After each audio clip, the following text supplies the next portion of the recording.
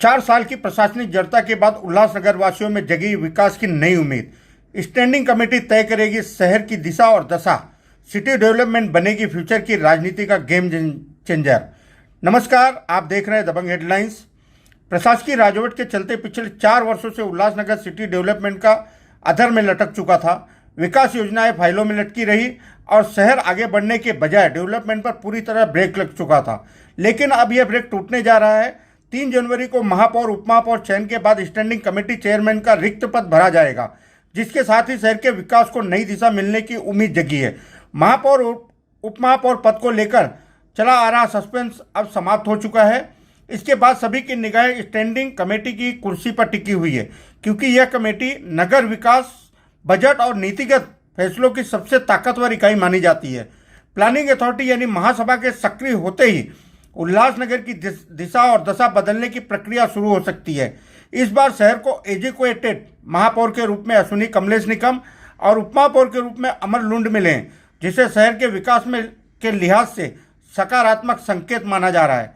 इसके साथ ही शिवसेना के निर्वाचित top most architect Durga Dinesh Rai और अनुभवी इंजीनियर अमर जग्यासी का तकनीकी अनुभव सिटी प्लानिंग के लिए अहम भूमिका निभा सकता है।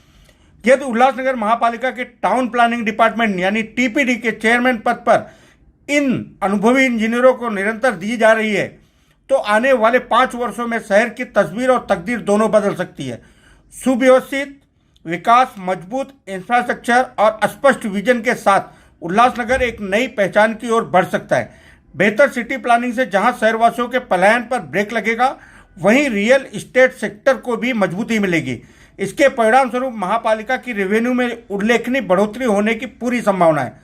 कुल मिलाकर 4 साल के प्रशासनिक ब्रेक के बाद उल्लासनगर अब विकास के निर्णायक मोड़ पर खड़ा है। अब यह स्टैंडिंग कमेटी और प्लानिंग अथॉरिटी पर निर्भर करेगा कि वे इस अवसर को इतिहास कैसे बनाते हैं। बहरहाल निर्वाचित नगर सेवकों में सिटी डेवलपमेंट को लेकर प्रबल इच्छा शक्ति का संचार हुआ है और इसी इच्छा शक्ति के चलते सिटी का डेवलपमेंट पॉसिबल होगा, क्योंकि शिवसेना और भाजपा के बीच कुर्सी को लेकर 2 महीने तक छिड़ी जंग पर पूर्ण विराम लग चुका है। अब यह झगड़ा कुर्सी का नहीं बल्कि उल्लासनगर के भविष्य का है। आपको हमारी यह न्यूज कैसी लगी, कमेंट्स बॉक्स में जरूर लिखें।